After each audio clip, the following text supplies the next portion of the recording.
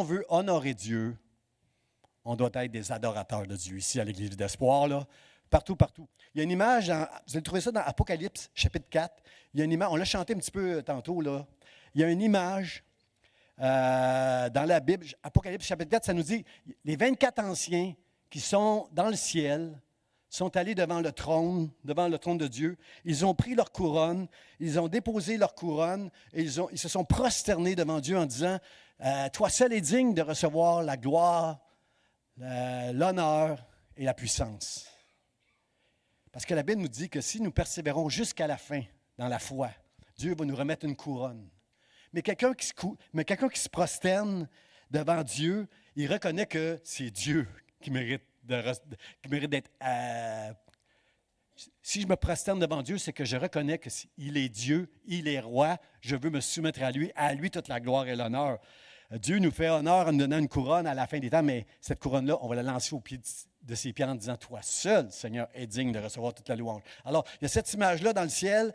Frères et sœurs, si on veut adorer Dieu, il faut qu'on comprenne ce matin qu'est-ce que le mot « se prosterner » veut dire. Se prosterner, ça ne veut pas dire fléchir le genou comme ça. J'ai l'air de quelqu'un qui se prosterne en ce moment en faisant ça, mais c'est jamais ça. Dans le royaume de Dieu, se prosterner, c'est toujours le cœur que Dieu regarde. Ce n'est pas aux apparences. Comprenez-vous? On peut faire semblant qu'on est des grands chrétiens très spirituels, mais Dieu, c'est toujours au cœur qu'il regarde. Alors, il peut y avoir quelqu'un debout qui est en train d'adorer Dieu, puis il peut y avoir quelqu'un qui est couché à terre, la face contre terre, le front à terre, qui est en train d'adorer Dieu. Puis nous, on va penser que celui qui se prosterne, c'est celui qui est à terre.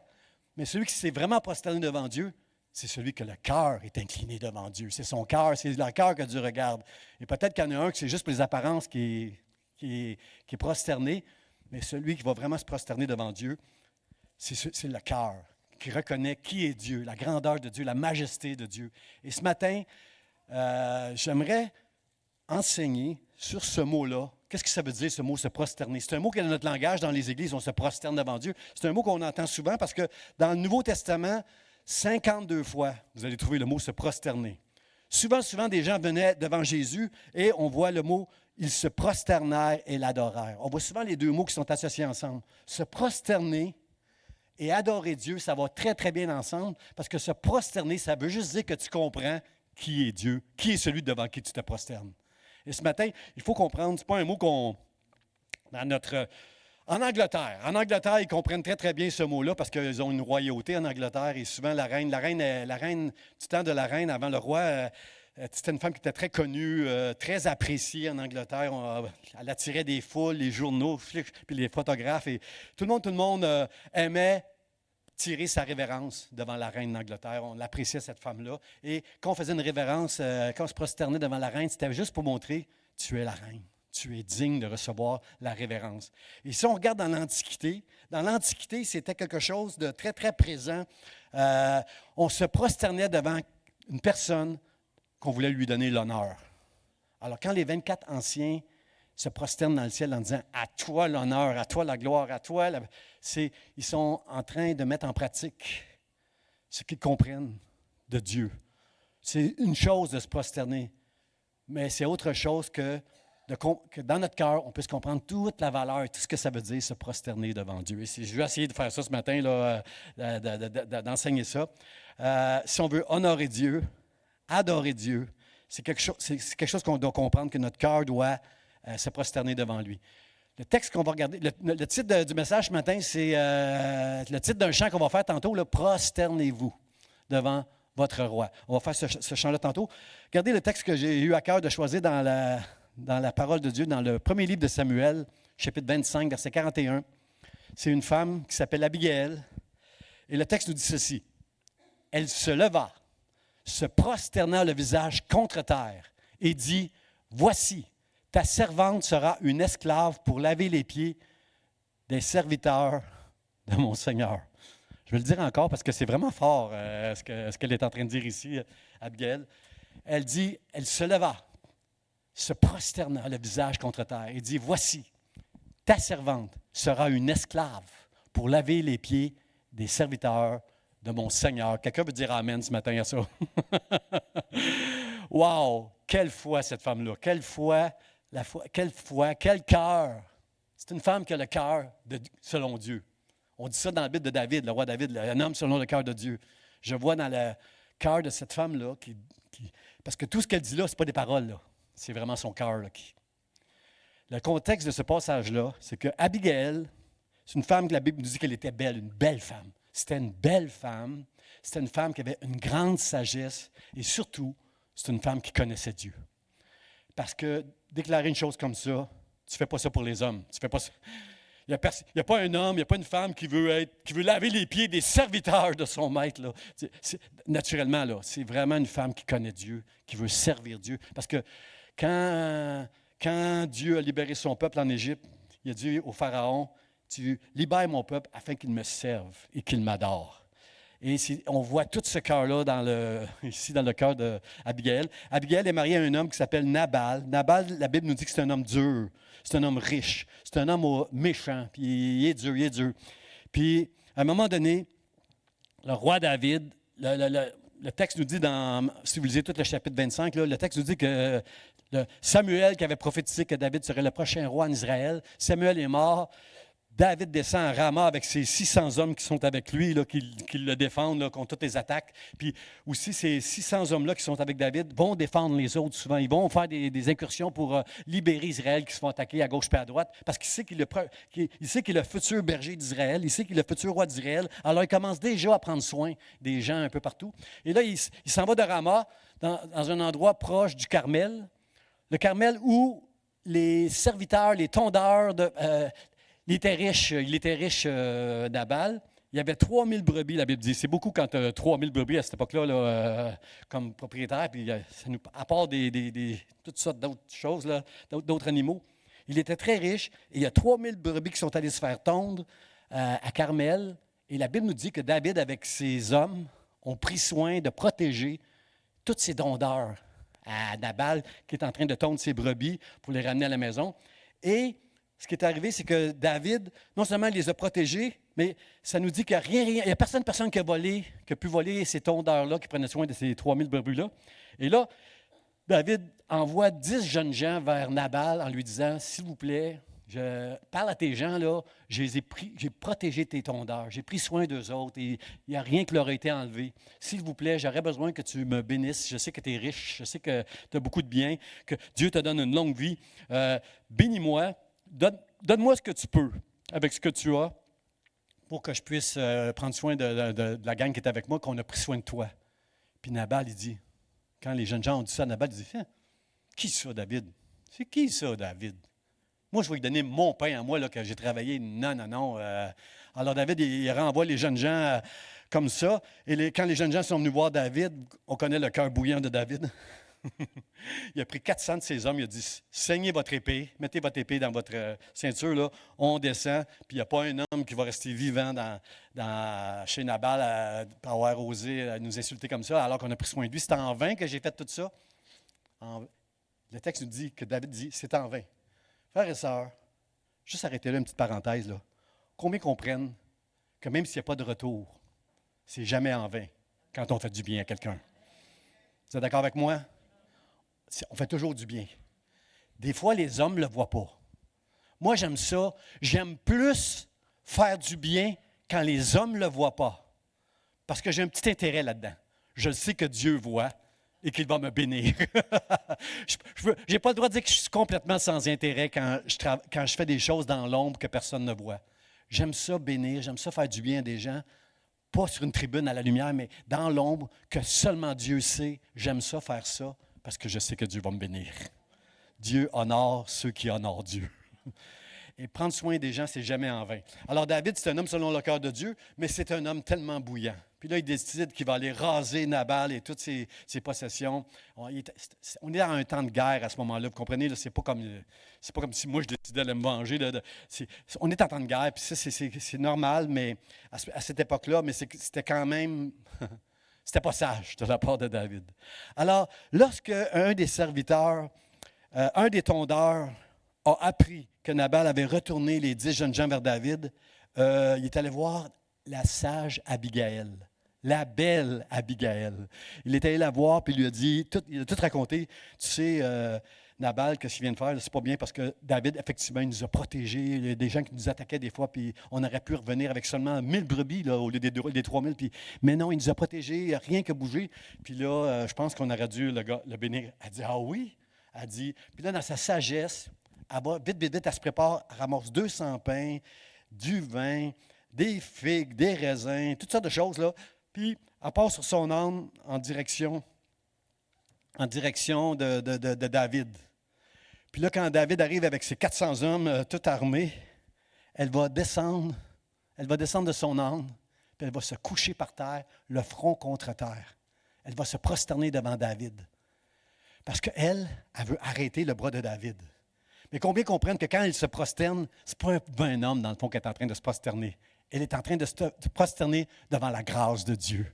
C'est une femme de Dieu qui sait qu'en se prosternant devant David, elle est capable de gagner son cœur pour que Dieu l'empêche de venir raser toute sa maison. Alors, je sais qu'ici dans cette église, il y a beaucoup de femmes sages et intelligentes comme Abigail ici pour prier dans leur foyer, là, je le sais. Alors, il y a elle connaît le cœur de Dieu. Elle se prosterne à terre, elle se prosterne par terre, le front contre terre, pour dire à David, David, je t'en prie.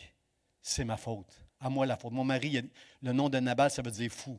Mon mari porte bien son nom. Il porte bien son nom, mon mari. Dites pas ça de vos maris, les femmes, là, mais elle dit, il porte bien son nom, mon mari. Mais c'est à moi la faute. À moi la faute, David. Je n'ai pas entendu les gens. Moi, je ne les ai pas entendus quand tu as envoyé tes 10 jeunes gens, là. Je ne les ai pas entendus. On m'a rapporté ça. Voici, je te donne pain, je te dis ça. Puis de tout mon cœur, je prie de tout mon cœur que Dieu t'empêche de faire ça parce que je sais qu'un jour, elle t'arrêterait de déclarer prophétiquement que ça va être le prochain roi en Israël. Elle croit à la prophétie de Samuel. Elle dit, je sais que dans le prochain jour, c'est toi qui seras le roi en Israël, le grand berger d'Israël. Je le sais. Elle dit, je ne voudrais pas que tu aies de remords quand tu seras entré dans ta royauté. Mon frère, ma soeur, quand tu fais du bien, n'attends rien en retour. Tu n'auras jamais de remords. Si tu agis mal dans la folie du moment, dans ta colère ou je ne sais pas quoi, dans les émotions, si tu agis mal, tu vas avoir des remords un jour. Mais tu es en train de dire à David, j'aimerais que Dieu t'arrête pour que tu n'aies pas de remords le jour où tu seras sur le trône. Quand tu vas être le grand pasteur d'Israël puis le roi, je ne voudrais pas que tu aies de... Et là, David va dire, wow! David, qui est un homme selon le cœur de Dieu, reconnaît toute la sagesse qu'il y a dans Abigail. Il dit, wow, wow, merci de m'avoir empêché d'avoir versé le sang. Que tu es bonne, Abigail, que tu es bonne. Va-t'en en paix dans ta maison, je ne vais rien faire de tout ça. Merci pour tout ce que tu m'as donné. Va en paix là maintenant parce que, à cause de ta sagesse, tu veux m'empêcher de verser du sang. Je te rends. Que Dieu te bénisse, Abigail. Alors, notre amie Gaëlle est partie toute heureuse chez elle.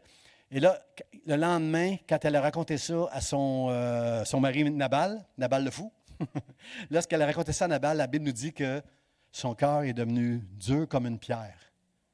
Puis il a fait comme une attaque cardiaque. J'ai été sur Internet, j'étais sur Internet, cœur comme une pierre, crise. Et j'ai vu qu'il a fait ce qu'on appelle, sur Internet, on appelle ça, je l'ai écrit, cardiomyopathie. Tu connais ça? Il a fait ça. C'est qu'il arrive des fois où quand tu as une crise du cœur, puis le cœur devient tellement dur, et la Bible nous dit que 10 jours après, il est décédé. Et étant donné que David, c'est un homme selon le cœur de Dieu, et Abigail, c'était une belle fille, avec la sagesse de Dieu, qui est maintenant veuve. Il a envoyé des serviteurs vers elle.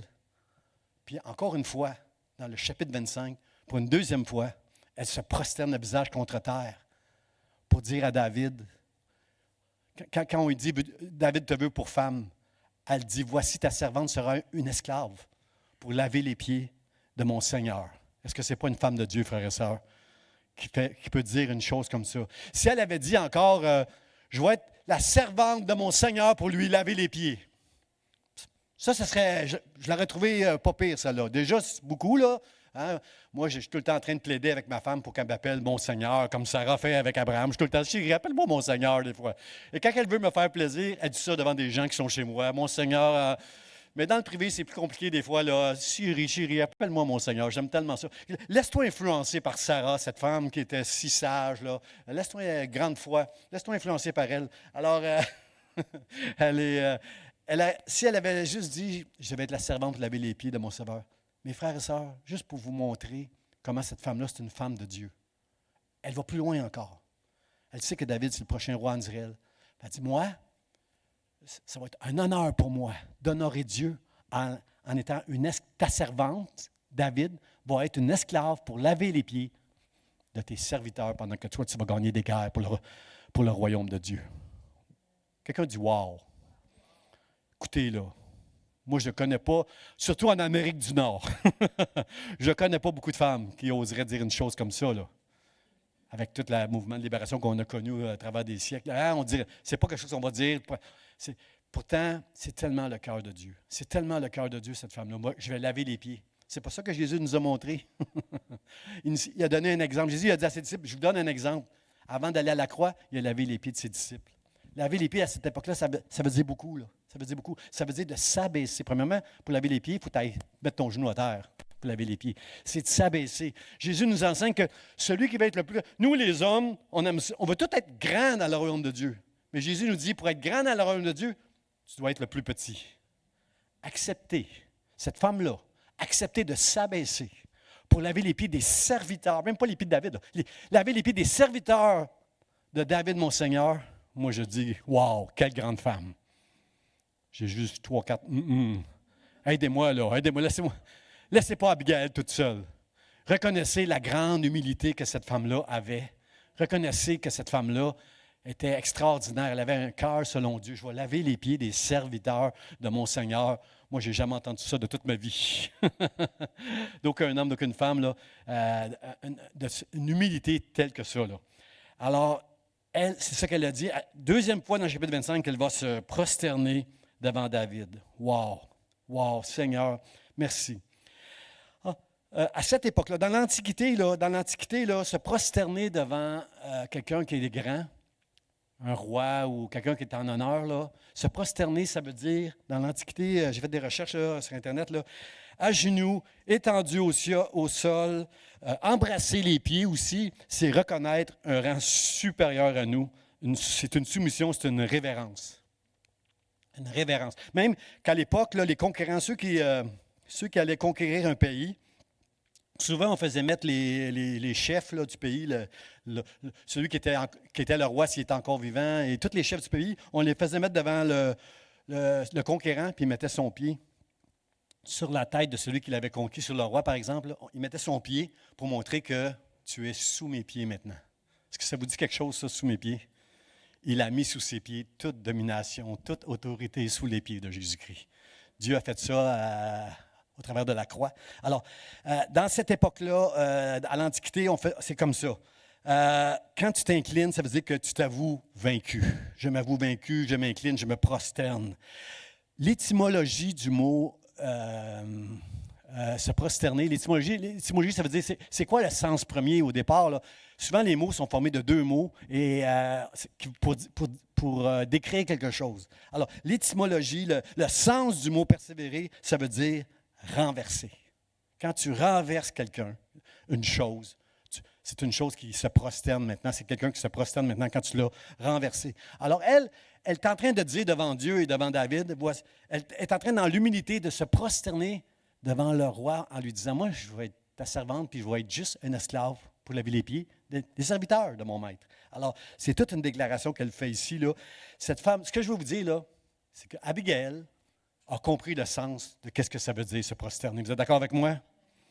Alors, ce matin, c'est important qu'on comprenne le sens de se prosterner parce que, encore une fois, je veux le dire, ce n'est pas de se jeter à terre, là, de front sur terre. Je fais ça des fois dans mon bureau, moi. Une fois par mois, là, dans un temps de prière, des fois, là, ça devient intense, puis je me jette à terre, puis Seigneur, je veux me prosterner devant toi. Mais faire ça en public, des fois, ça peut être juste comme genre, tu veux montrer que tu es très spirituel.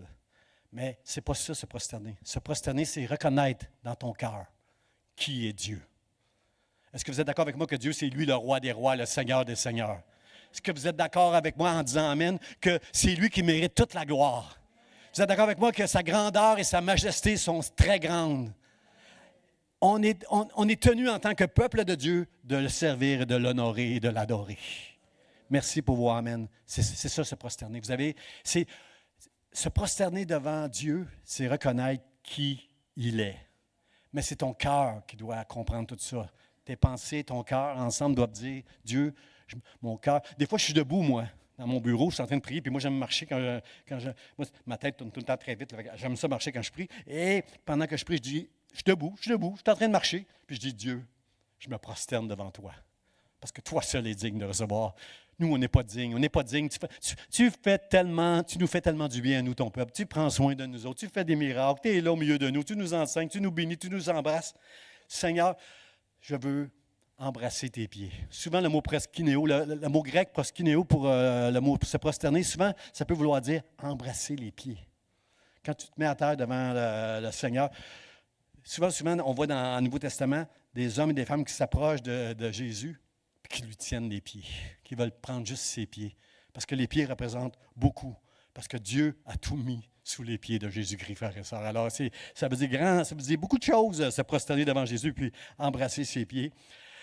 Et David, encore une fois, David est super bien placé pour reconnaître toute la grandeur et le cœur pour Dieu de cette femme-là. Alors, mon premier point ce matin que je veux vous prêcher, c'est une femme qui connaît Dieu. C'est une femme qui connaît Dieu. J'ai lu un petit peu, ma femme est meilleure que moi, la royauté, elle aime ça, elle connaît tout. Elle a étudié ça, c'est une historienne de la royauté, ma femme, elle connaît quand je pose des questions, elle sait tout, là, les couleurs, les trucs. Et j'ai été sur Internet pour voir qu'est-ce que ça veut dire révérence. Et souvent, une révérence, on va faire ça devant le roi ou devant la reine.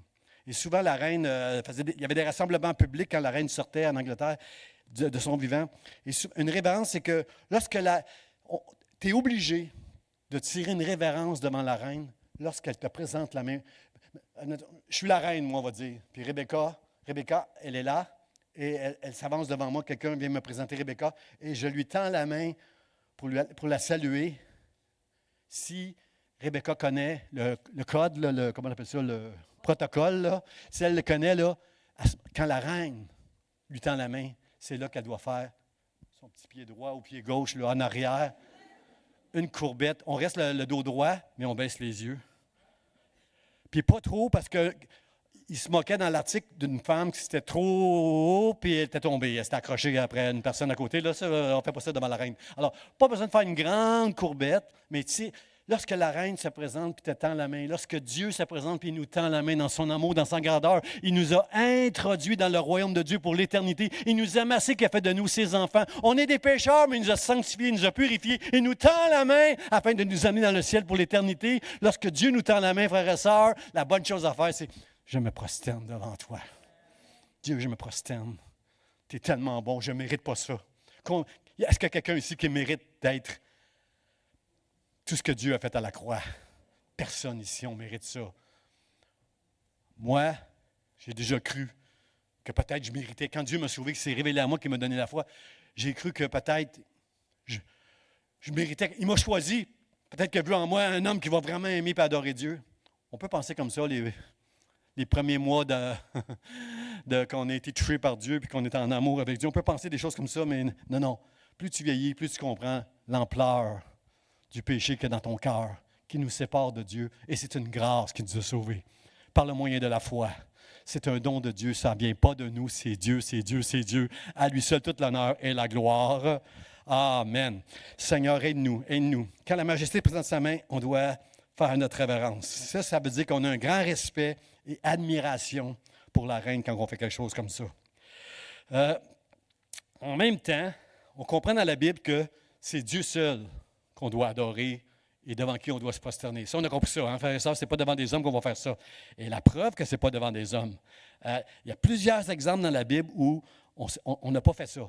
On sait dans la Bible que Dieu a guidé les anges, Dieu a guidé par une étoile les mages pour venir adorer Jésus. Ils sont partis de l'Orient, ils ont suivi une étoile, et l'étoile s'est arrêtée devant la maison où était Jésus. Jésus avait à peu près 1 an et demi à ce moment-là, parce qu'Hérode a fait tuer tous les enfants qui étaient en bas de 2 ans. Donc, je suppose que Jésus avait au moins 1 an et demi quand les mages sont arrivés jusqu'à lui pour l'adorer. Et quand ils ont vu Jésus, ils se sont prosternés et ils l'ont adoré, puis ils ont offert des cadeaux qui sont très significatifs. Mais vous êtes d'accord avec moi, ceux qui ont lu ce passage-là, si vous avez lu la Bible, ce passage-là, vous êtes d'accord avec moi que quand il était devant Hérode, il n'y a aucune mention dans les Écritures qu'ils se sont prosternés devant Hérode. Ils ne se sont pas prosternés devant le roi Hérode, mais ils se sont prosternés devant un petit enfant.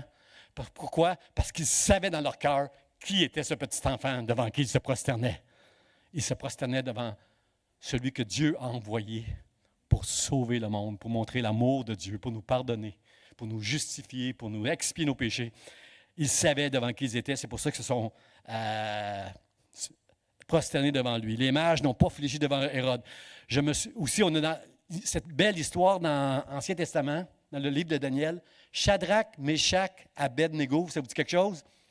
3 hommes qui devaient se prosterner. Quand le roi Nebuchadnezzar, on sonnait de la trompette, puis il y avait une grande statue, tout le monde, au son de la trompette, devait se prosterner devant la statue du grand roi Nebuchadnezzar. Shadrach, Meshach, Abed-Négo, les 3 amis de Daniel, ils ont été vus qu'ils sont restés debout. Nous ne plierons pas le genou devant une statue, c'est devant Dieu seul qu'on doit se prosterner et l'adorer. Mais ils ont dit, si vous ne l'adorez pas, vous allez être jeté dans une fournaise pleine de feu, ardente. On va vous jeter dans le feu. Vous allez mourir brûlés si vous ne vous prosternez pas. Ils ont dit, nous ne plierons pas le genou. Dieu peut nous délivrer de la fournaise. Peu importe qu'il nous délivre ou qu'il ne nous délivre pas, nous n'allons pas plier le genou devant cette statue-là parce que c'est devant Dieu seul qu'on se prosterne. Vous êtes d'accord avec ça? Et on connaît l'histoire, ils ont été jetés dans la fournaise. Ceux qui les ont jetés dans la fournaise était si chaude et brûlante qu'ils sont morts juste en les jetant dans le feu. Et eux, la Bible nous dit qu'il y avait comme un ange à côté d'eux. Jésus-Christ en personne est venu les sauver du feu et montrer toute la gloire au roi Nebuchadnezzar qui a rendu gloire à Dieu après ça. Alors, Shadrach n'a pas fait ça. Il y a une histoire dans le livre d'Esther où on a Mardoché et Aman. Aman, lui, c'était un homme qui voulait avoir les honneurs. Hein? Il y en a, même dans les chrétiens, des fois, on est comme ça. On aime ça avoir des honneurs. Et Aman, lui, voulait avoir l'honneur. Puis, il avait réussi à avoir un édit du roi que toutes les personnes qui vont rencontrer Aman vont lui faire une révérence, vont se prosterner devant lui. Mardoché n'a jamais fait ça.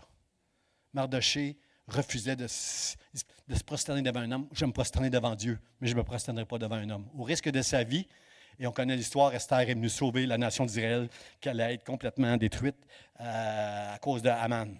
Aussi, à un moment donné, Jésus est dans.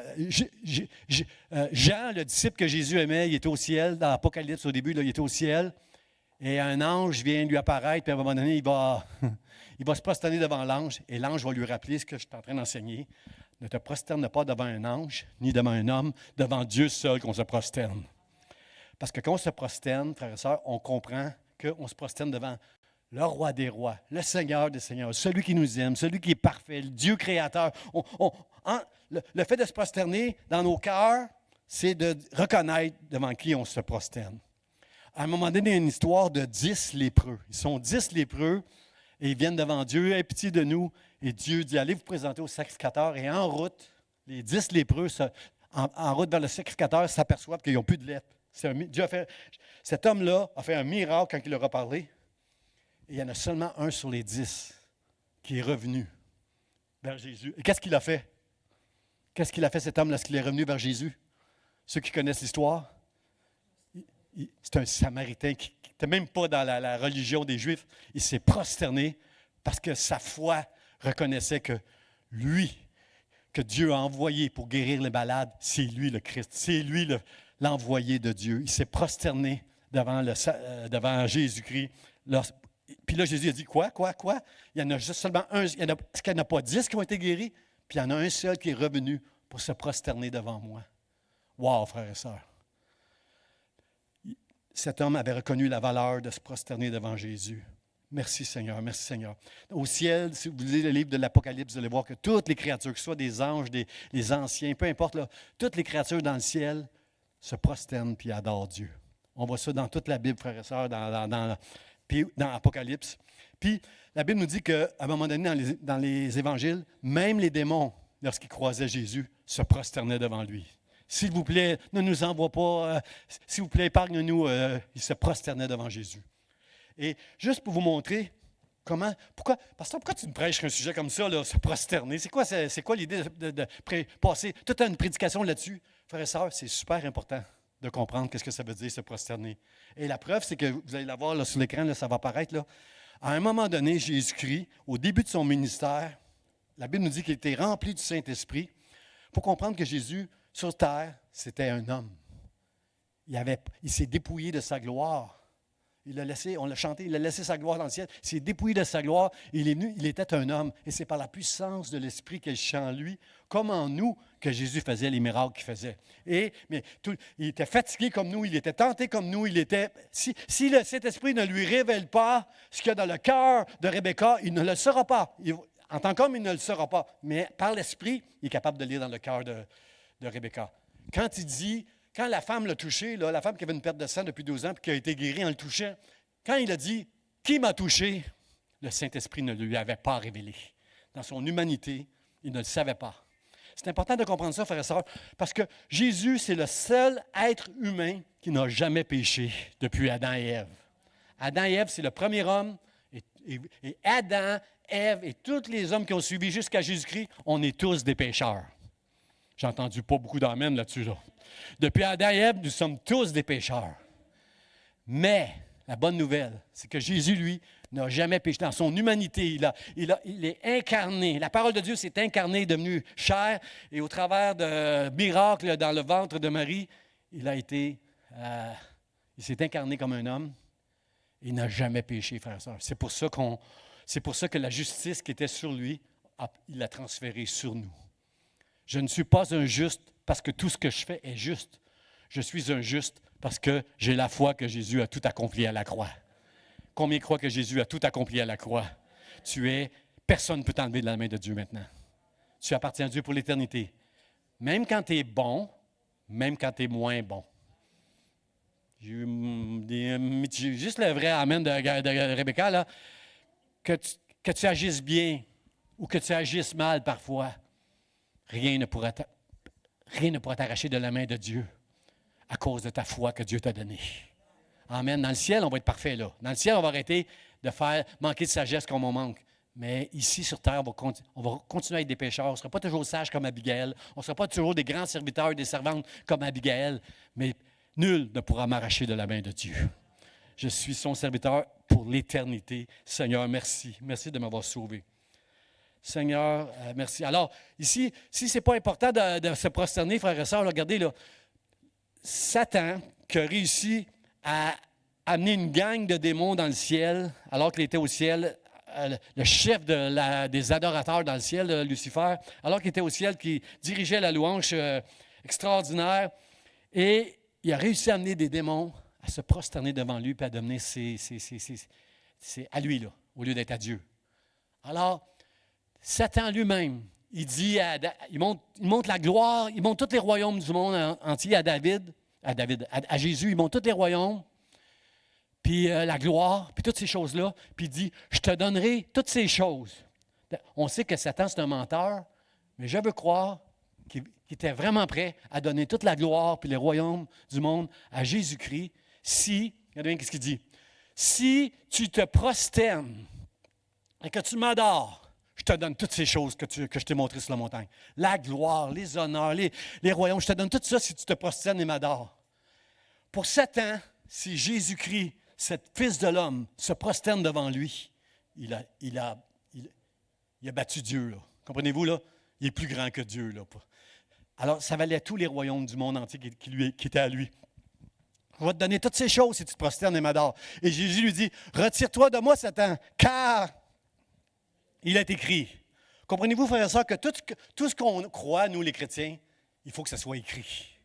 Tu ne peux pas croire ce que les gens disent, n'importe quoi. Tout ce que les gens disent, c'est une chose. Mais ce que Dieu déclare dans la parole de Dieu, ça, c'est la vérité. Ça, tu dois le croire. Et quand Jésus dit, dans son humanité, il dit à Satan, retire-toi de moi, Satan.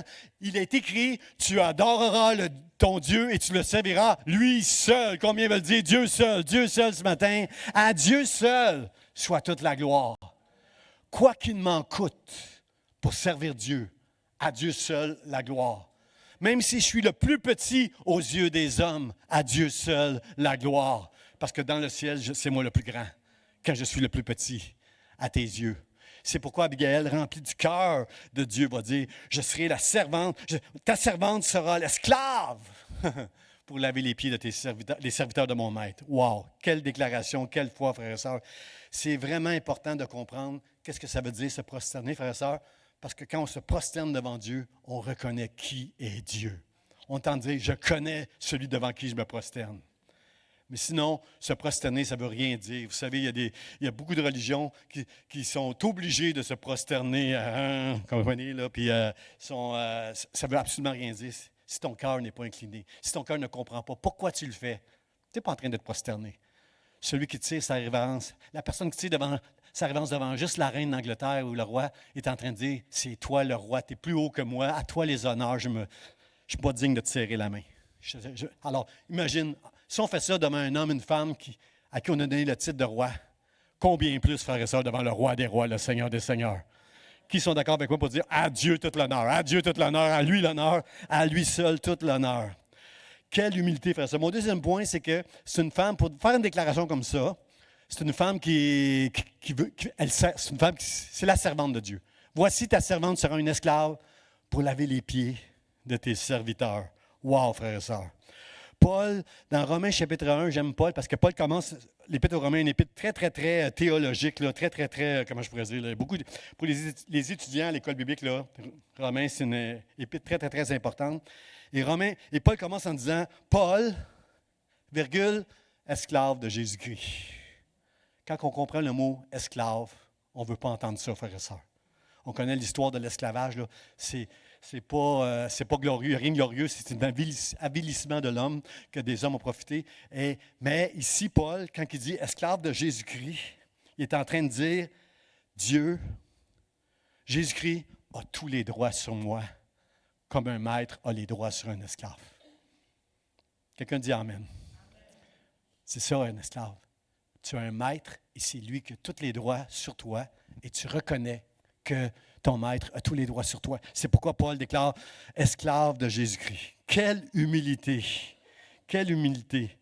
cette femme-là, en disant une esclave, parce qu'elle sait qu'en disant oui au mariage à David, elle dit que maintenant je déclare que ta servante sera une esclave de mon maître qui a tous les droits sur moi. Wow, wow. Je connais la foi de Paul, je sais que Paul comprend très bien ce qu'il dit, mais que dans l'Ancien Testament, cette femme-là puisse comprendre avec ces mots-là tout ce qu'elle est en train de dire, l'envergure de toute la puissance que dans ses paroles, je dis, Seigneur, merci. Merci pour ton esprit qui, même dans l'Ancien Testament comme dans le Nouveau, est capable d'éclairer des hommes et des femmes pour révéler qui tu es. À Dieu seul, toute la gloire, encore une fois, frères et sœurs. Vous êtes d'accord avec moi? Vous êtes encore avec moi, frères et sœurs? Amen. Je ne veux pas être tout seul, là. Il y a beaucoup de choses dans cette déclaration-là. Je vais laver les pieds de tes serviteurs. Laver les pieds. Ce passage-là me rappelle Marie, cette femme qui est arrivée avec un parfum avec Jésus, qui a pleuré sur ses pieds, qui a lavé ses pieds, qui les a essuyés avec ses cheveux et qui a mis du parfum de grand prix. La Bible nous dit qu'elle n'arrêtait pas d'embrasser les pieds de Jésus. Elle embrasse les pieds de celui que Dieu a mis sous ses pieds, toute domination et toute autorité. Elle est en train d'embrasser les pieds. Qu'ils sont beaux les pieds de ceux qui annoncent l'Évangile. Vous savez que nos pieds, frères et sœurs, ce sont eux qui nous amènent là où on veut aller. Et quand Jésus dit à ses disciples, allez, faites de toutes les nations des disciples, ce sont nos pieds qui vont aller vers des gens pour annoncer l'Évangile. Combien sont d'accord avec moi? Qu'ils sont beaux les pieds de ceux qui annoncent l'Évangile. Alors les pieds, c'est très, très important. Et cette femme-là n'arrêtait pas d'embrasser les pieds de Jésus. Et elle est en train de dire, moi, je vais être une esclave pour laver les pieds des serviteurs de mon maître. Aïe, aïe, aïe, aïe. Quelle foi, cette femme-là. Merci Seigneur, merci Seigneur. La Bible nous dit dans Matthieu 15, par exemple, qu'on amenait les malades à ses pieds, aux pieds de Jésus, et il les guérissait. La Bible nous dit que Jairus, un chef de synagogue, là, les pharisiens n'avaient pas le droit de montrer une certaine affection à Jésus-Christ parce qu'ils étaient exclus de la synagogue. Lui, c'est un chef. C'est un pharisien, chef de la synagogue, Jairus. Il vient à Jésus, puis puis se prosterne à ses pieds pour qu'il guérisse sa fille. Moi, je veux dire, Seigneur, merci. Merci pour merci, Seigneur. Il n'y a pas de, comment je peux dire, mets ton orgueil de côté avec Dieu. Il n'y a pas d'orgueil qui tient devant Dieu. Sois devant lui, reconnais qui il est, puis il n'y a rien, quoi qu'il t'en coûte. Quelqu'un dit ça, quoi qu'il t'en coûte. Il n'y a rien qui peut t'empêcher de reconnaître qui est Dieu et d'incliner ton cœur devant lui. Amen. Seigneur, aide-nous, Seigneur. Regardez dans Colossiens chapitre 1, verset 15, qu'est-ce que ça dit? Il a dépouillé les dominations et les autorités, il les a livrées publiquement en spectacle en triomphant d'elles à la croix. Quand Jésus est mort sur la croix, il a triomphé de toutes les puissances et les dominations. Maintenant, cela étant dit, combien sont d'accord avec moi que les puissances et les dominations sont très actives dans ce monde présentement? Amen. Mais la Bible nous dit, Pierre nous dit avec beaucoup de sagesse, résistez à l'ennemi. Résistez au diable, résistez-lui, parce que Dieu qui a tout mis sous les pieds de Jésus-Christ est capable de mettre sous ses pieds à lui toutes les puissances qui sont devant nous. Vous êtes d'accord avec ça? J'aime pas chanter le chant quand on dit « il est sous mes pieds ». J'aime pas ça chanter ce chant-là. Je ne veux pas être arrogant, parce que je sais que moi, je suis faible et que c'est par la grâce de Dieu que je peux résister et me tenir fort devant toutes les manigances de l'ennemi. Mais je suis si faible que je ne veux pas lancer je ne veux pas inutilement être arrogant avec l'ennemi. Là. La Bible nous dit que bientôt, là on ne le voit pas, mais bientôt nous verrons que Dieu a tout mis sous ses pieds. Qu'est-ce que ça veut dire bientôt? Ça veut juste dire qu'à la fin des temps, tout le mal que l'ennemi est capable de faire sur cette terre, dans le livre d'Apocalypse, en une seconde, c'est fini, wrong, le feu descend du ciel, puis c'est fini pour Satan, c'est fini. Juste pour nous montrer que Dieu est plus grand que toutes les puissances et les dominations et les autorités. Mais nous, en tant que chrétiens, on doit se battre. On doit faire attention à nos vies par la grâce de Dieu. Vous êtes d'accord avec moi? C'est la grâce de Dieu qui va nous aider à résister et à tout ce qui prend place autour de nous. Seigneur, merci. Dieu a tout mis sous les pieds de Jésus-Christ. Toutes les dominations, c'est Jésus qui règne aujourd'hui. Et tout ce que Dieu permet, c'est parce qu'il le permet, parce qu'on s'en va vers la fin. Mais à la fin des temps, tout va être jugé et c'est Dieu qui va s'en sortir. Amen. Et juste pour terminer mon point, frères et sœurs, comment les pieds sont importants pour Dieu et pour nous aussi, là, quand on se prosterne. Pourquoi le mot proskino veut dire embrasser les pieds? Parce que quand je me prosterne aux pieds de Jésus et que j'embrasse ses pieds, frères et sœurs, je suis en train de dire à Dieu, tu as tout mis sur ses pieds. C'est lui le vainqueur. Et moi, je suis vaincu. Je me prosterne à ses pieds. Frères et sœurs, le diable a fait quelque chose de très laid.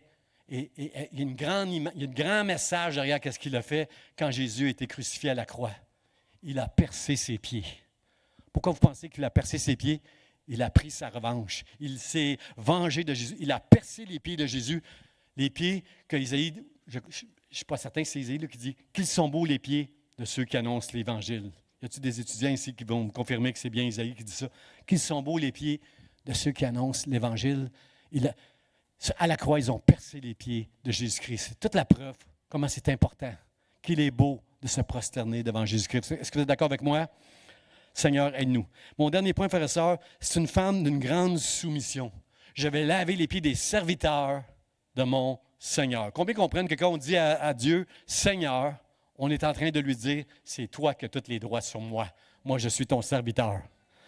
Un serviteur, Jésus l'a enseigné souvent. Dites pas Seigneur, Seigneur, si vous ne faites pas la volonté de mon Père. Dites pas ça. Enlevez ça de votre vocabulaire si tu ne fais pas la volonté de ton Père. Tu ne peux pas te prosterner devant Dieu si tu ne fais pas la volonté de ton Père. Me comprenez-vous quand je dis que tu peux être debout en train de dire, je me prosterne devant toi et couché à terre, mais celui qui est couché, ce n'est pas quelqu'un qui est vraiment prosterné devant Dieu, parce que celui qui obéit le plus à Dieu, à sa volonté, c'est peut-être celui qui est debout. Est-ce que vous êtes d'accord avec ça? C'est notre cœur, frère. Ce n'est pas la position, mais c'est notre cœur qui fait qu'on est à Dieu. Regardez Matthieu, chapitre 26, verset 39. Combien sont d'accord avec moi que c'est Jésus notre plus grand exemple dans la Bible? Jésus, ayant fait à Gethsémani, juste avant d'aller à la croix, il est à Gethsémani puis il plaide avec Dieu. Seigneur, est-ce qu'il y a un autre chemin? Dans son humanité, Jésus est en train de plaider avec Dieu que s'il y a un autre chemin pour sauver les hommes, là il est en train de... Il y a des sueurs, puis c'est des grumeaux de sang tellement qu'il y a une pression sur Jésus. Le texte nous dit, puis, ayant fait quelques pas en avant, il s'éloigne des disciples qui dorment. Il se jeta sur sa face. Dans le texte original grec, c'est le mot pipto qui veut dire se prosterner. Il se jeta sur sa face et pria ainsi, mon Père, s'il est possible que cette coupe s'éloigne de moi. Toutefois, non pas ce que je veux, mais ce que tu veux. Combien sont capables de dire ça ici ce matin? Non pas ce que je veux, ce que tu veux. Si tu es capable de dire ça ce matin, tu peux te prosterner devant Dieu. Parce que c'est ça, se prosterner. C'est dire, non pas ma volonté. Jésus, notre exemple, il souffrait. Il savait qu'est-ce qu'il attendait à la croix. Puis il était en train de dire, Seigneur, si c'est possible, mais moi, ce n'est pas ma volonté que je veux que tu fasses. Je veux faire ta volonté. Combien sont d'accord aujourd'hui dans nos églises? On vient, on devient des chrétiens, on entend toutes sortes de messages, comment Dieu va nous bénir, va nous prendre soin de nous, va nous élever, va nous faire du bien. Dans nos églises aujourd'hui, on nous apprend à vivre avec Dieu qui nous accompagne. La vérité, c'est que c'est nous qui devons suivre Jésus.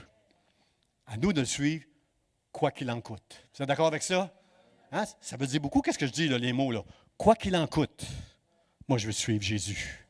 Je ne veux pas vivre une vie où Dieu va me suivre, parce que cette vie-là, tôt ou tard, tu vas être très misérable si tu essaies juste d'avoir la bénédiction de Dieu dans ta vie. Mais si tu es prêt à lâcher prise et à dire, Seigneur, que ta volonté soit faite dans ma vie et pas la mienne, tu vas connaître la vraie bénédiction. J'ai eu 3 ou 4 amens, là, mais parce qu'à l'autre bout du monde, ils nous entendent. Là. Alors, Seigneur, on dit Amen à ça.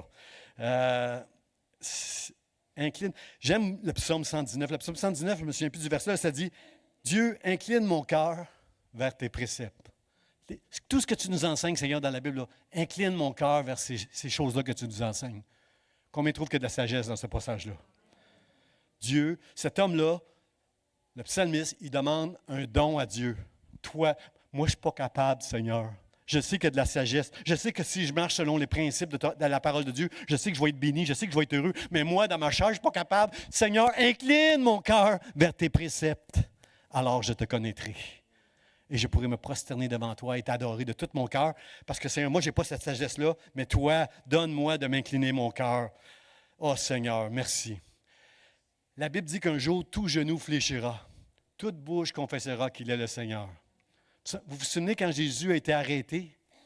Un des textes des évangiles, Jésus est arrêté, puis quelqu'un disait, « Il est où Jésus? Il est où Jésus? » Un de ceux qui venaient l'arrêter disait, « Il est où Jésus? » Et Jésus a dit, « C'est moi. » Qu'est-ce qui s'est passé quand il a dit, « C'est moi? » Ils sont tous tombés. Tout le monde est tombé par terre, juste pour montrer. Ils ont été renversés. Ils ont été vaincus. Jésus aurait pu se sauver avec ses disciples. Il est resté là. Pourquoi? Parce que Dieu a tout mis sous ses pieds, frères et sœurs. Avant même la croix, il n'y a personne qui pouvait toucher à Jésus avant l'heure qu'avait décidé Dieu et lui d'aller à la croix. C'était impossible. Ils sont tous tombés par terre. Alors, moi, je crois qu'à la fin des temps, tout genou, quand on va être au jour du jugement, il va y avoir ceux qui s'en vont avec Dieu et ceux qui vont être jugés puis s'en vont dans l'enfer pour l'éternité. Moi, je crois que tout genou va fléchir. Quand j'ai Dieu, ce jour du jugement, là, tout genou va fléchir. Je crois que c'est impossible. Comme ces hommes qui sont tombés, là, là. Que tu veuilles ou pas, tu vas te prosterner devant Dieu dans la fin des temps, lorsqu'on va être dans la présence de la gloire de Dieu au jour du grand jugement. Mais pour ceux qui connaissent le pasteur John Piper, c'est un pasteur qui écrit beaucoup, qui écrit beaucoup d'articles sur Internet. Et moi, j'aime bien ses articles. J'en lis pas mal de ses articles parce que je trouve que j'aime sa pensée et sa théologie. Et John Piper, il y avait un article qui s'appelait « Tout genou fléchira ». Et lui, il est en train de dire « Oui, tout genou fléchira ». Comme moi, il pense que oui, tout genou fléchira dans le ciel un jour, au jour du jugement. Mais en réalité, là, l'enfer, c'est quoi l'enfer? L'enfer, c'est un lieu où les gens qui vont être là pour l'éternité, ce sont des gens qui ne veulent pas se prosterner devant et s'incliner devant Dieu et adorer Dieu. Alors, pour l'éternité, ils vont être séparés de Dieu. L'enfer, ce n'est pas un lieu. Dieu est juste et amour. Il n'a pas créé un enfer pour rendre les gens malheureux. Il a créé un enfer pour les gens qui ne veulent pas de Dieu. Les démons et les gens qui ne veulent pas de Dieu vont aller en enfer, frères et sœurs. Je ne suis pas un universaliste. Les universalistes, c'est un terme théologique pour dire « Oh, Dieu, à la fin, il est amour. Tout le monde va aller au ciel, finalement. » Non. S'il y a quelqu'un qui a parlé du ciel et de l'enfer, souvent, c'est bien Jésus-Christ pendant son ministère. L'enfer est un lieu qui existe pour ceux qui refusent de se prosterner et d'adorer Dieu. C'est pourquoi j'aime tellement Abigail. J'aime Abigail quand elle dit « Ta servante sera une esclave. pour laver les pieds des serviteurs de mon maître, dans le nom de Jésus. Mike, elle avait le cœur de Jésus, cette femme-là, qu'elle avait le cœur de Dieu. Merci Seigneur. J'ai un texte de John Piper, une prière de John Piper que je veux vous lire, frères et sœurs. J'ai tellement aimé sa prière. Il dit, à la fin de l'article, là, que tout genou fléchira, il dit, « Ô Dieu, accorde-moi le don de connaître l'ampleur de mon péché. Accorde-moi le don de me sentir indigne de ta grâce. Quoi qu'il en coûte. » Je vais le dire encore. Quoi qu'il en coûte, dites-le avec moi. Quoi qu'il en coûte, fais que je puisse participer à la grandeur de ton salut au nom de Jésus. Amen. Et il termine sa prière en disant, debout, près du précipice, en sécurité. Pasteur John. Comprenez-vous que toute notre vie, on va être sur le bord du précipice, mais gardé par la main de Dieu. Qui fait clair, qui fait noir, on ne tombera jamais dans le précipice. Je suis en sécurité aussi longtemps que je serai un serviteur de Dieu, que ma foi va être, peu importe ce que je vois, quoi qu'il en coûte, moi je vais marcher avec Dieu pour l'éternité. Amen. Sur cette terre et jusqu'à ma mort et pour l'éternité, je vais servir Dieu. Vous êtes d'accord avec ça? Amen, amen. J'invite les musiciens, on va adorer Dieu. Regardez le psaume 138, frères et sœurs, pour le mot de la fin. Le psalmiste, il dit, « Je me prosterne dans ton saint temple. » David, c'était un adorateur de Dieu. Et quand il allait dans la maison de Dieu, il dit, « Je me prosterne avec crainte dans ton saint temple. » Seigneur, aide-nous d'être des adorateurs qui comprennent ce que ça veut dire le mot « se prosterner ». Quand David, qui ne pouvait pas construire le temple de Dieu, a aidé avec les plans, avec l'argent, il a aidé Salomon à construire le temple de Dieu. Lorsqu'il était dans le temple de Dieu et qu'ils ont fait la dédicace du temple de Dieu, la Bible nous dit que David a béni Dieu, a béni Salomon qui allait être le prochain roi d'Israël. Et la Bible nous dit que toute la Bible, se sont inclinés et se sont prosternés devant Dieu, dans le temple de Dieu. Dans le temple où le psalmiste dit « Je me prosterne dans ton Saint-Temple. À cause de ta grandeur, de ta sainteté, je me prosterne dans ton Saint-Temple. » Puis là, je veux le dire encore une fois, frères et sœurs. En fait, je veux qu'on adore Dieu. Il y a un chant qui s'appelle « Prosternez-vous » qu'on va faire ensemble. Ce chant-là, je suis convaincu que lorsque je lis les paroles de ce chant-là, je le sais que celui qui a écrit ce chant-là, il a fait les études que j'ai faites pour comprendre qu'est-ce que ça veut dire se prosterner. Je le sais qu'il comprend au travers de ce chant-là. Alors moi, pendant qu'on va faire ce chant-là avec les musiciens, j'aimerais ça que quelques personnes, si vous l'avez à cœur, vous veniez en avant. Je vais ouvrir l'autel. J'aimerais ça qu'on vienne adorer Dieu, ici à l'autel en avant. Mais je veux vous le dire encore, frères et sœurs, je ne vous demande pas de venir vous agenouiller ou mettre le front par terre. Je veux que vous veniez adorer Dieu, parce que c'est le cœur. Dieu, c'est le cœur qui regarde. Je veux le dire encore une fois, là. Des fois, je suis dans mon bureau en bas, je prie Dieu, je marche, puis je dis à Dieu, je me prosterne devant toi. Je sais qui tu es, Seigneur. Je ne mérite pas toute cette grâce-là. Mon cœur est en train de se prosterner, puis Dieu apprécie ça. Comprenez-vous, frères et sœurs, je ne veux pas que vous veniez vous prosterner, puis vous jeter par terre, puis montrer que vous avez tout compris ce que ça veut dire, le mot « je me prosterne ». Parce que si vous avez compris, c'est un peu gênant même de se prosterner, parce que, frères et sœurs, parce que quand tu te prosternes, tu es en train de dire, comme Abigail, « Je serai l'esclave de mon maître pour laver les pieds de tes serviteurs. » Se prosterner, ça peut vouloir dire, « Seigneur, non pas ma volonté, mais ta volonté. » Ceux qui se prosternent, ce sont des gens qui disent, « Quoi qu'il en coûte, je vais attendre quoi qu'il en coûte.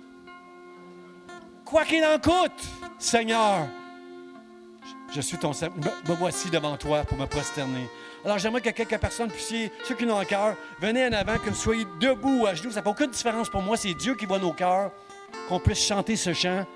Si vous avez compris quelque chose du mot « Je veux me prosterner et t'adorer », venez ce matin dire à Dieu devant toi.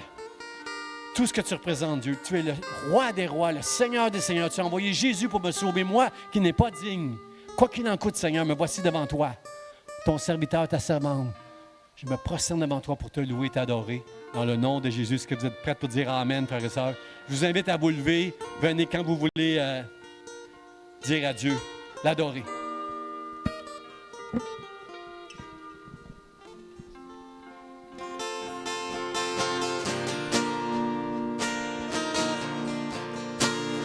Prosternez-vous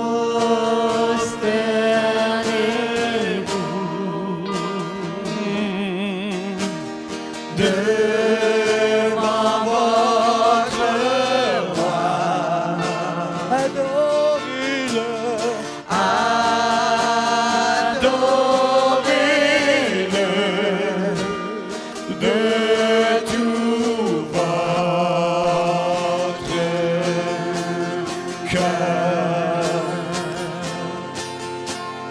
Faites monter, faites monter vers sa majesté des chants de gloire, des chants de gloire pour votre roi des rois.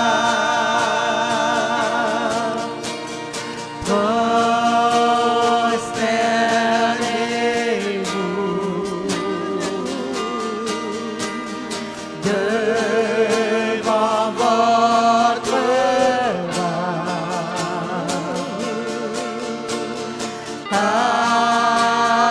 Adorez-le de tout votre cœur. Faites monter vers sa majesté des chants de gloire pour votre roi des rois. Prosternez-vous devant votre roi.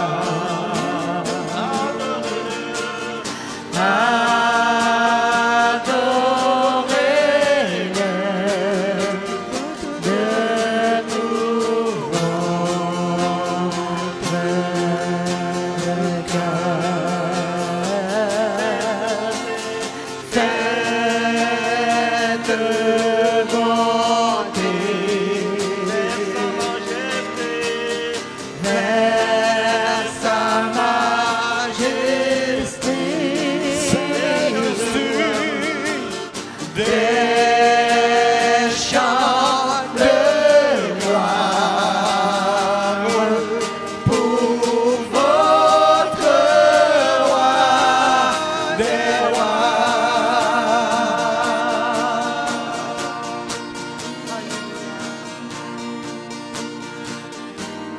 Alléluia, alléluia, Seigneur. Dieu, je veux m'unir aux anges pour te louer, t'adorer, Seigneur. Que ma bouche publie tes louanges, Seigneur. Je me prosterne dans ton saint temple, Seigneur, avec crainte, Dieu, à cause de ta bonté, de ta miséricorde, de ta patience, de ton amour. Sur le bord du précipice, je me tiens en sécurité parce que tu m'as sauvé, parce que tu m'as gardé et que tu me garderas. Seigneur, sois loué, sois adoré avec les anges, avec ton peuple. Je veux t'adorer, je veux me prosterner devant toi, Seigneur, te louer. Seigneur, sois béni ce matin, sois béni ce matin. Reçois nos louanges, Seigneur. À toi la gloire, à toi la gloire. Est-ce que je peux entendre des voix qui s'élèvent devant Dieu? À lui seul, toute la gloire. Gloire à toi, Dieu. Gloire à ton nom, Seigneur. Sois béni. Je me prosterne devant toi pour te bénir, pour t'adorer. Je tire ma révérence devant toi, Seigneur, en respect, en amour, en gratitude, Seigneur. Sois béni, sois béni. Sois béni, Dieu. Sois adoré, mon Dieu. Sois adoré, mon Dieu. Gloire à toi. Gloire à toi, Seigneur.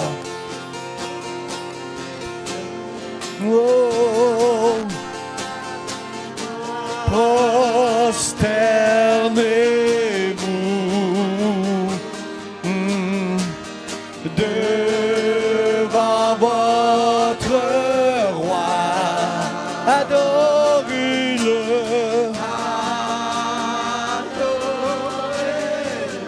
Oh, de tout votre cœur.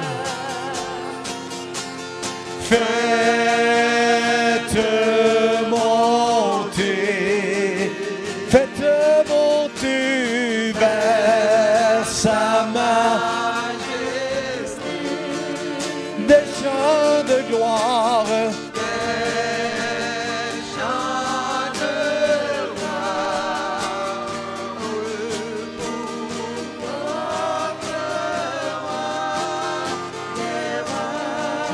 Faites monter, faites monter vers sa majesté,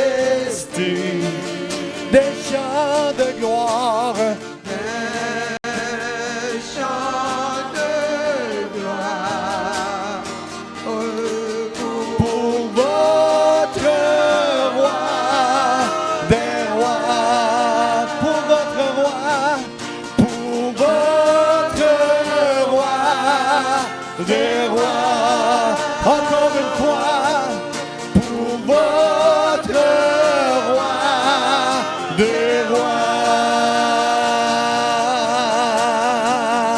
Alléluia, alléluia, alléluia, au roi des rois, Seigneur des seigneurs. À lui toute la gloire.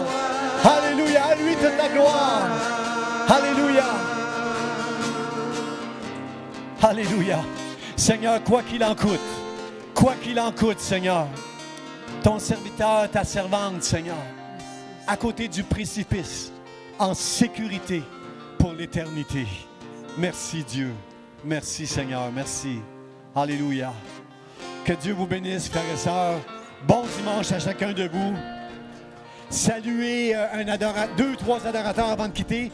Si vous allez vous inscrire pour l'Agapé le 13 octobre, il n'y a pas de machine qui fonctionne ce matin. Là, ça va être juste votre nom que vous allez laisser. Soyez bénis.